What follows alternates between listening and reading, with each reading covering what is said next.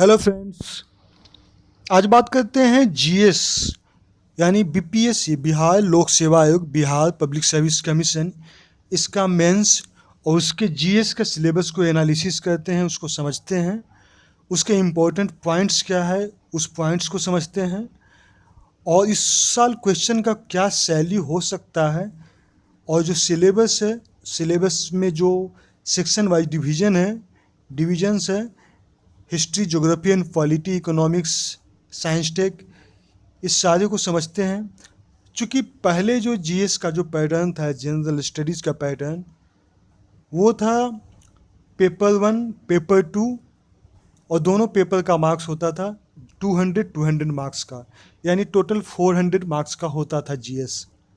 लेकिन इस बार 60 to 62 60 से 62वें बीपीएससी में इस बार का सिलेबस चेंज है। इसमें 2 पेपर रहेंगे, लेकिन उसका मार्क्स का वैल्यूज बिल्कुल डिफरेंट रहेगा। 2 पेपर्स हैं और वो पेपर 2 दिन एग्ज़ाम होंगे। एक दिन जो एग्ज़ाम होगा वो पेपर 1 में आएगा हिस्ट्री, उसमें आएगा करेंट इवेंट्स और स्टैटिस्टिक्स। जो सेकंड पेपर होगा जीएस का, उसमें आएगा पॉलिटी, इकोनॉमिक्स एंड ज्योग्राफी। ये दोनों का मिक्स क्वेश्चन रहता है most of the time. Polity and economics and geography का क्वेश्चन मिक्स रहता है। मीन्स कुछ ऐसे पॉइंट्स को उठाया जाता है जैसे कि पॉवर्टी, एम्प्लॉयमेंट, जो कि ह्यूमन ज्योग्राफी, और उसको इंटर रिलेट कर देता है इकोनॉमिक ज्योग्राफी से। और फिर यानी कि सेकंड पेपर में हो गया सबसे पहले पॉलिटी, सेकंड हो गया इकोनॉमिक्स एंड ज्योग्राफी, और थर्ड हो गया साइंस एंड टेक्नोलॉजी। तो हम लोग एक एक करके इस सारे पॉइंट को समझते हैं। सबसे पहले देखते हैं GS general studies paper 1। Paper 1 में सबसे पहले आएगा हिस्ट्री, फिर आता है करेंट इवेंट्स जो नेशनल एंड इंटरनेशनल इम्पोर्टेंस है उसके लिए। थर्ड में आता है स्टैटिस्टिक्स। तो सबसे पहले हिस्ट्री को समझते हैं। हिस्ट्री में मेनली जो क्वेश्चन रहेगा मॉडर्न इंडिया से रहेगा। एंशिएंट मेडिएवल से क्वेश्चंस बहुत कम चांसेस होते हैं। मॉडर्न इंडिया है सिलेबस में, इसमें बिहार इंक्लूडेड है, यानी मॉडर्न इंडिया में जो भी क्वेश्चंस होंगे कहीं ना कहीं उस पर बिहार का भी इम्पैक्ट है, जो उससे रिलेटेड क्वेश्चंस होंगे। और उसमें इंडियन कल्चर को भी डिफाइन करना होगा, इंडियन कल्चर को भी एक्सप्लेन है। तो मॉडर्न इंडिया में जो क्वेश्चन आएगा वो आएगा वेस्टर्न एजुकेशन, जो पश्चिमी जो शिक्षा है वो बिहार पे और भारत पे, इंडिया पे कैसे इफ़ेक्ट डाला है। स्पेशली हम लोग साइंस एंड टेक्नोलॉजी की बात करें तो जो अंग्रेज लोग आए थे उस दौरान साइंस एंड टेक्नोलॉजी का आगाज़ कैसे हुआ, शुरुआत कैसे हुआ, इसको लेते हुए आपको वेस्टर्न एजुकेशन का जो इंट्रोडक्शन है इंडिया में और बिहार में, इसको समझना है। जनरल थाट्स में आएंगे महात्मा गांधी, रविंद्रनाथ टैगोर और जवाहरलाल नेहरू। इन तीनों के बारे में थाट्स पूछा जाएगा, इन तीनों का विचार पूछे जाएंगे, और इनसे किसी न किसी तरह से रिलेटेड, किसी भी तरह का रिलेटेड क्वेश्चंस होंगे, जो मूवमेंट हो या फिर इनका जो डेवलपमेंट या इंडियन कल्चर में क्या कंट्रीब्यूशन रहा गांधी, टैगोर, नेहरू का, तो इसके बारे में होगा। और थर्ड में अगर मॉडर्न इंडिया में अगर हिस्ट्री में देखें तो हिस्ट्री में जो इम्पोर्टेंट मूवमेंट है उससे रिलेटेड क्वेश्चन रहेगा। और इस मूवमेंट जो इम्पोर्टेंट जो आंदोलन है भारत में, भारत का आंदोलन और उसमें बिहार का क्या रोल रहा है उससे रिलेटेड क्वेश्चन रहेगा।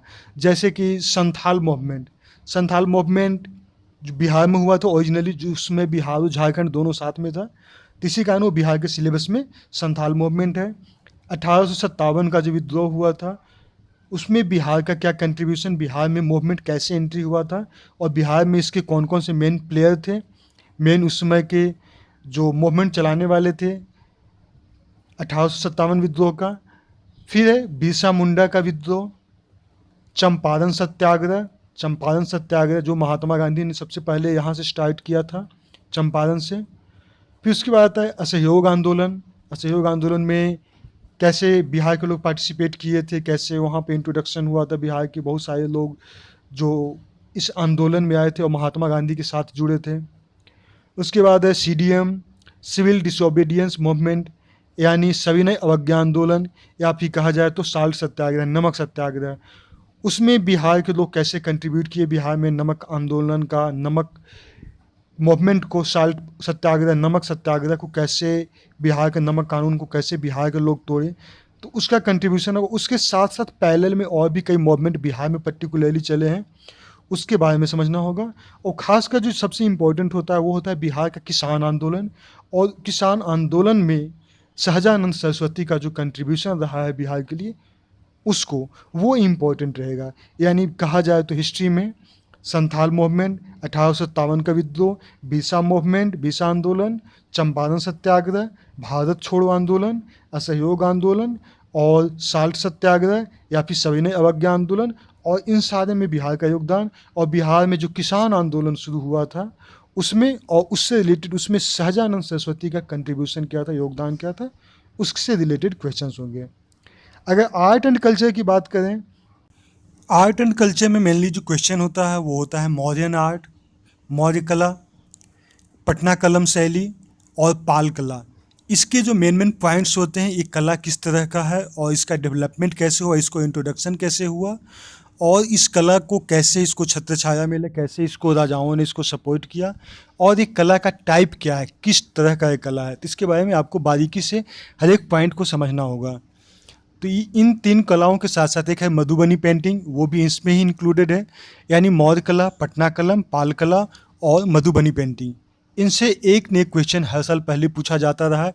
इस बार का सिलेबस में भी बहुत इंपॉर्टेंट रोल है, इसमें से एक क्वेश्चन बिल्कुल रहेगा। थर्ड सेक्शन है जीएस पेपर 1 का स्टैटिस्टिक्स।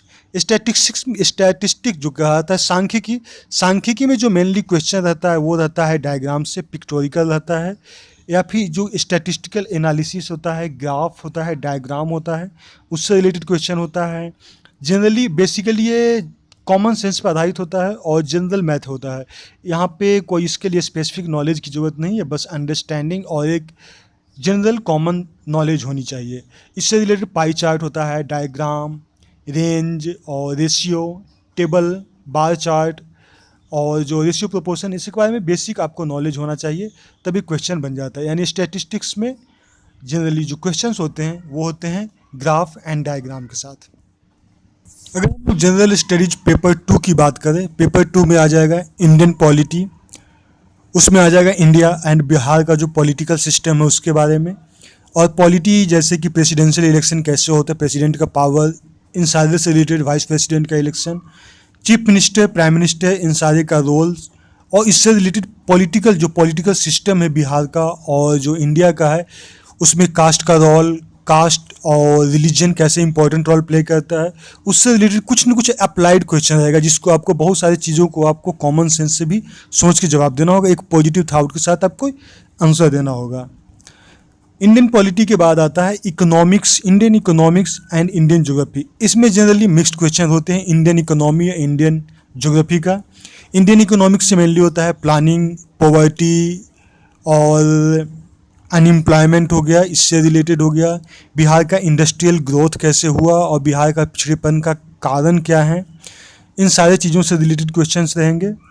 और उसमें इंडियन ज्योग्राफी में रहेगा फिजिकल ज्योग्राफी में माउंटेन्स कैसे, बिहार की नदियाँ, बिहार के पहाड़ पठार, और इंडिया का जो हिमालय, स्पेशली हिमालयन सेक्शन से क्वेश्चंस रहते हैं जनरली। और जो मिक्स क्वेश्चन रहता है, यानी कुछ क्वेश्चंस रहेंगे ज्योग्राफी से, कुछ इकोनॉमिक्स से, और कुछ मिक्स्ड रहेंगे जो कि दोनों में काम आ जाते हैं, ज्योग्राफी एंड इकोनॉमी। जैसे कि ह्यूमन ज्योग्राफी में आ जाता है, सोशल ज्योग्राफी में, वो इंडियन इकोनॉमी में भी काम आ जाता है। तो कुछ इस तरह का मिक्स्ड क्वेश्चंस रहेंगे। अब आता है थर्ड में आ जाता है साइंस टेक। तो साइंस टेक में मेनली आता है इंडिया और बिहार में जो साइंस टेक का इम्पोर्टेंस क्या है उसके बारे में जानना होगा, और साइंस एंड टेक कैसे इंपॉर्टेंट रोल प्ले करता है, और जो भी अभी जो नए इन्वेंशंस आए हैं उसको समाज के लिए, सोसाइटी के लिए कैसे इंपॉर्टेंट रोल प्ले करता है उसके लिए।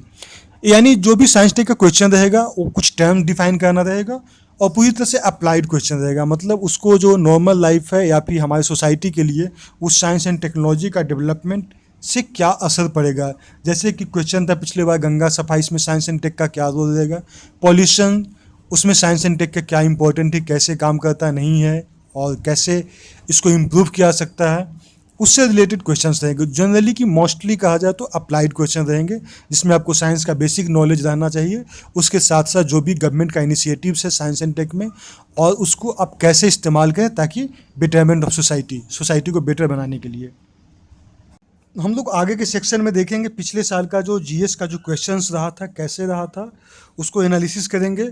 और जो आने वाला जो क्वेश्चंस है जो इस बार जो बीपीएससी मेंस के लिए होगा वो किस टाइप का हो सकता है, उसके जो चांसेज हैं, उससे रिलेटेड जो पॉइंट्स हैं उस पर हम लोग डिस्कस करेंगे। तो अगर आप चैनल को नहीं सब्सक्राइब किए हैं तो आप यहाँ पर सब्सक्राइब कर लें ताकि जो आगे का जो अपडेट है वो आपको मिले। Then okay, thanks, okay bye.